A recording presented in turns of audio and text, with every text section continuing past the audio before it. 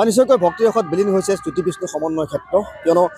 শ্ৰীমন্ত শংকৰদেৱ সংঘৰ ৯৫ সংখ্যক বাৰ্ষিক অধিৱেশনৰ মাজত মাত্ৰ ১৬টা দিন বাকী আছে আৰু এই ১৬টা দিন বাকী থকা অৱস্থাত ইতিমধ্যে এই জ্যোতি বিষ্ণু সমন্বয় ক্ষেত্ৰত এক উখল মাখল পৰিৱেশে বিৰাজ কৰিছে চৌদিশে কেৱল ব্যস্ততা বিশেষকৈ তেজপুৰ জিলা আঞ্চলিকৰ লগতে শাখাসমূহৰ যিসকল সেৱক সেৱিকা প্ৰত্যেকে আহি পেলাই আচলতে জ্যোতি বিষ্ণু সমন্বয় ক্ষেত্ৰত কামত তেওঁলোক লাগি অধিৱেশনৰ কাম কাজ তেওঁলোক কৰাত ব্যস্ত হৈ পৰিছে আৰু এয়া দেখা পাইছে কেনেবাকৈ মাইনা দেউ চৌদিশৰ পৰিৱেশ আচলতে এই জ্যোতি বিষ্ণু সমন্বয় ক্ষেত্ৰত মূল মণ্ডপকে আদি কৰি ৰন্ধনশালকে প্ৰতিনিধি শিবিৰকে আদি কৰি প্ৰত্যেকটো দিশৰে কাম কাজ তীব্ৰ গতিত চলি আছে আৰু এয়া হৈছে প্ৰতিনিধি শিবিৰৰ দৃশ্য ইয়াতেই প্ৰায় ২০০ৰো অধিক শিবিৰ আচলতে ইয়াত নিৰ্মাণ কৰিছে আৰু এই শিবিৰসমূহ নিৰ্মাণ কৰিছে স্থানীয় সংঘৰ সেৱকসকলে আৰু দেখা পাইছে যে প্ৰত্যেকেই প্ৰাকৃতিক উপাদানৰে আচলতে এইসমূহ শিবিৰ তেওঁলোকে নিৰ্মাণ কৰাত তেওঁলোক ব্যস্ত হৈ পৰিছে সমান্তৰালকৈ জ্যোতি বিষ্ণু সমন্বয় ক্ষেত্ৰত দেখা পাইছে যে এয়া এক হৰিনামৰ ধ্বনিয়ে মুখৰ কৰি তুলিছে এইসকল আই মাতৃয়ে আৰু প্ৰথমে মই হৰিনামৰ মাজলৈ সোমাই যাব বিচাৰিছোঁ তাৰ পিছতে মই তেওঁলোকৰ মনৰ ভাৱ জানিবলৈ মই চেষ্টা কৰিম কৃষ্ণ হৰি ৰাম ৰাম ৰাম হৰি ৰাম ৰাম সনাতন নাৰায়ণ ৰাম কৃষ্ণ হৰি ৰাম ৰাম অনন্ত বসুত সনাতন নাৰায়ণ ৰাম কৃষ্ণ হৰি ৰাম ৰাম জন্ম দিবু ব্ৰহ্মাণ্ড কৃষ্ণ হৰি ৰাম ৰাম সনাতন নাৰায়ণ প্ৰাণ কৃষ্ণ হৰি ৰাম ৰাম হৰি ৰাম হৰি ৰাম হৰি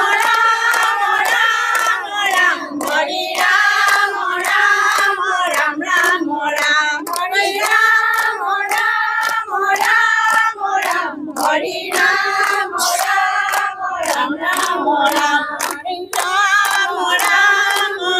কেনেধৰণে সাজু হৈছে মাজত মাত্ৰ ১৬ দিন আছে হয় আমি অতি হেঁপাহেৰে ৰখি আছো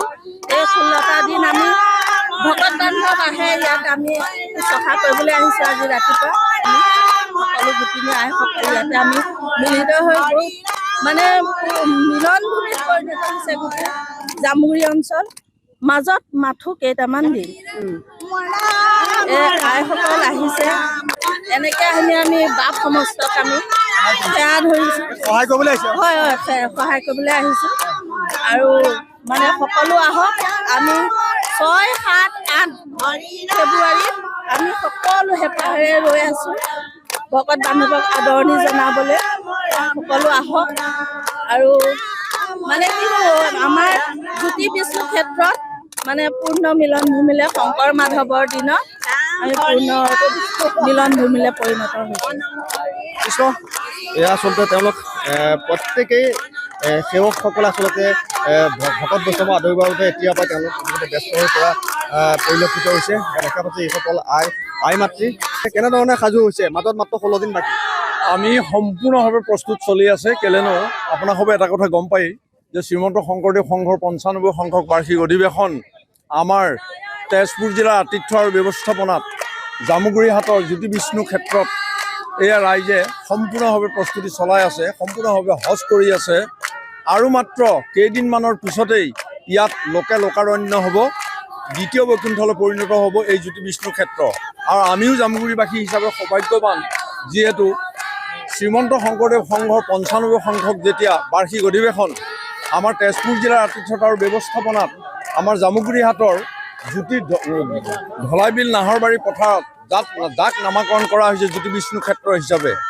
আমি জামুগুৰিবাসী হিচাপে আমি সঁচাই গৌৰৱান্বিত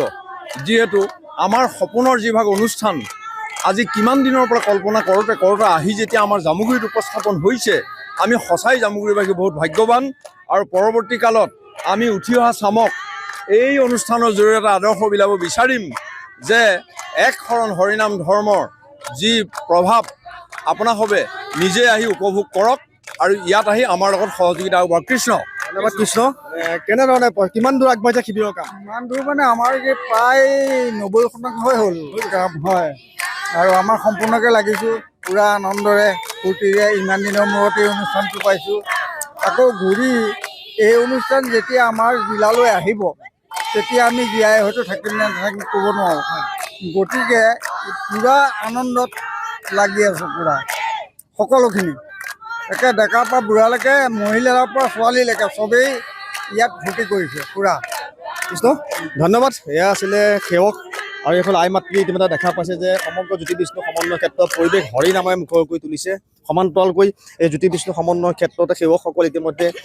শিবিৰ নিৰ্মাণত তেওঁলোক ব্যস্ত হৈ পৰিছে। দেখা পাইছে যে প্ৰত্যেকেই নিজৰ নিজৰ কামত তেওঁলোক ব্যস্ত হৈ পৰিছে। কেৱল মাজত মাত্ৰ 16টা দিন আছে আৰু 16 দিনৰ পিছতেই এই জ্যোতি বিষ্ণু সমন্বয় ক্ষেত্ৰতেই অনুষ্ঠিত হ'ব শ্ৰীমন্ত শংকৰদেৱ সংঘৰ 95 সংখ্যক বাৰ্ষিক অধিৱেশন, যাৰ বাবে এইদৰে জ্যোতি বিষ্ণু সমন্বয় ক্ষেত্ৰত নিতৌ উদুলি মুদুলি পৰিৱেশে বিৰাজ কৰাৰ লগতে হৰিনামৰ ধ্বনিয়ে মুখৰ হৈ পৰিছে জ্যোতি বিষ্ণু সমন্বয় ক্ষেত্ৰ।